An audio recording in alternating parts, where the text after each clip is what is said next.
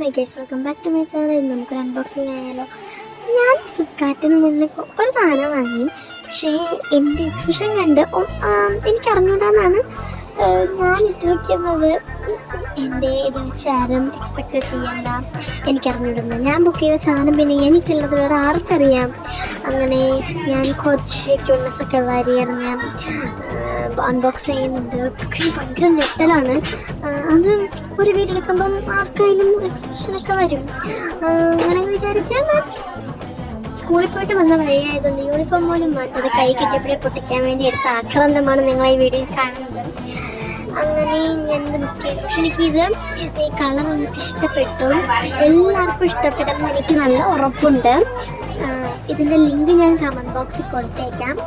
എല്ലാവർക്കും വേണമെങ്കിൽ പോയി ചെക്കൗട്ട് ചെയ്ത് വാങ്ങിക്കോ.